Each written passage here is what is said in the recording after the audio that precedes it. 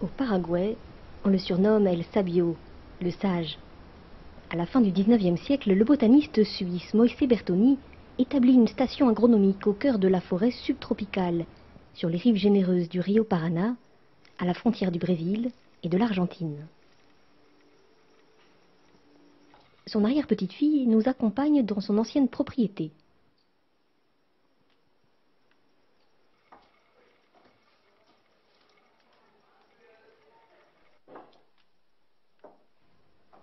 La demeure, aujourd'hui un musée, retrace ses nombreux travaux sur la flore et la faune de la région, mais aussi sur la pharmacopée des Indiens Guarani. Des Indiens à qui Bertoni doit sa plus importante découverte. Ce sont eux en effet qui révèlent aux scientifiques l'existence d'une plante dont il analysera et popularisera les vertus, la cae, plus connue sous le nom de stevia.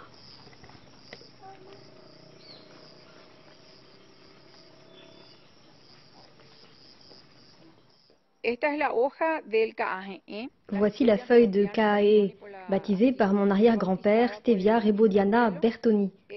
C'est une herbe médicinale qu'utilisaient les Indiens. Ils l'appelaient aussi Monguerapaha, la plante qui soigne tout. Aujourd'hui, si les Indiens Guarani ont perdu l'usage médicinal de la stevia, la plante attire à nouveau l'intérêt du Paraguay pour une autre raison. Comme l'avait montré Bertoni, la stevia est un puissant édulcorant naturel. Ces molécules sont 300 fois plus sucrées que le saccharose de la canne à sucre, mais n'apportent pas de calories. Il a pourtant fallu attendre décembre 2011 et la fin de polémiques sur ces dangers supposés pour que l'Union européenne autorise les extraits de stevia dans l'alimentation, emboîtant le pas des États-Unis. C'est donc un marché de millions de dollars qui s'ouvre soudain aux producteurs. Des producteurs qui vendent souvent l'exotisme paraguayen de la stevia, mais qui la cultivent à 80% en Chine.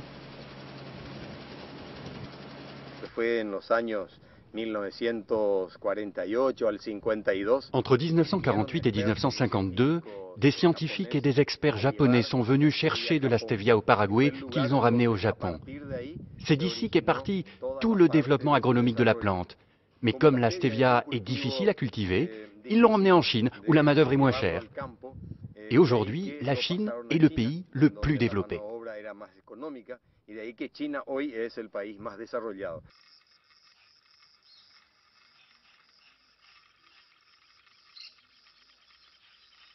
Aujourd'hui, le Paraguay tente donc de revenir dans la course.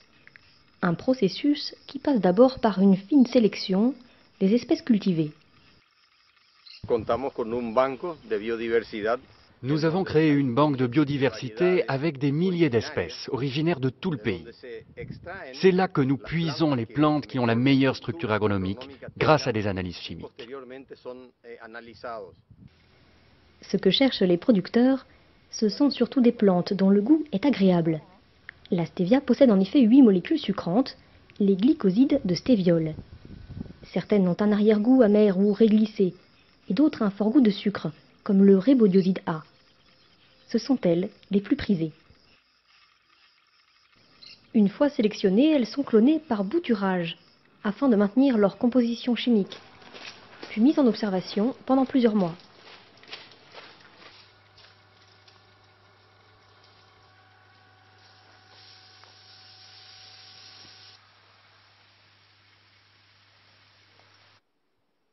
Si tout se passe bien, elles sont enfin plantées, récoltées et vendues pour l'alimentation humaine ou animale.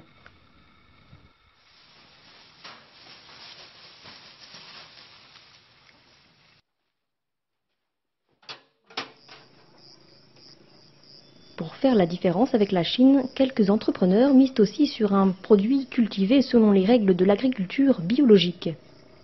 Ronaldo Salinas est l'un d'entre eux. Nous parions sur la stevia biologique d'abord pour répondre à la demande. Environ 30% des consommateurs préfèrent une plante cultivée de façon organique. Ensuite, parce que le prix de la stevia bio est à peu près 30% à 40% plus élevé que celui de la stevia conventionnelle. Son projet s'appuie sur un réseau de petits producteurs organisés en comités, qui peuvent apporter à la plante les soins quotidiens dont elle a besoin. Ils utilisent par exemple du lombricompostage.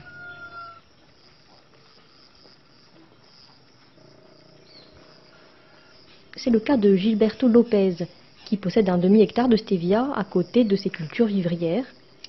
La plante lui demande un travail régulier, mais a l'avantage de se récolter 3 fois par an, assurant des revenus toute l'année. Un projet qui se poursuit au niveau industriel, car les feuilles de stevia à l'état brut ne peuvent toujours pas être vendues en Europe.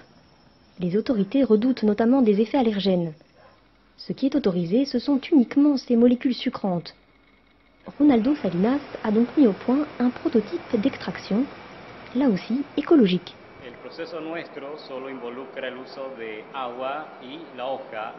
Notre procédé d'extraction n'emploie que de l'eau et des feuilles de stevia.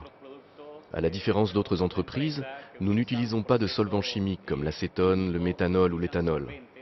Et nous n'utilisons pas non plus de résine chimique pour la purification.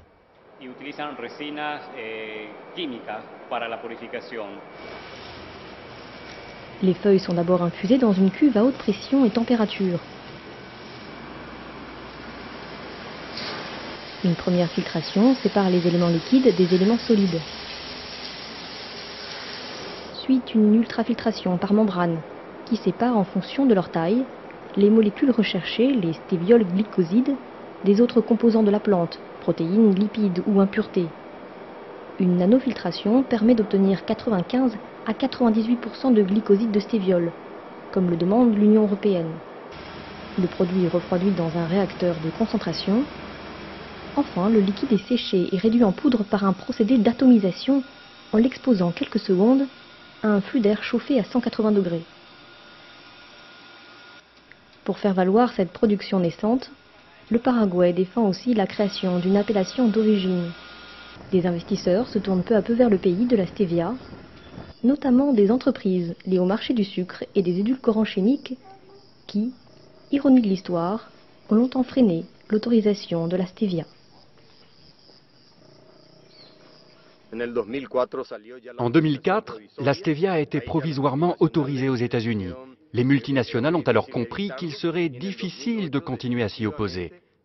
En 2008 est tombée l'autorisation définitive. Et aujourd'hui, ces multinationales dominent le marché de la stevia. Voilà la réalité.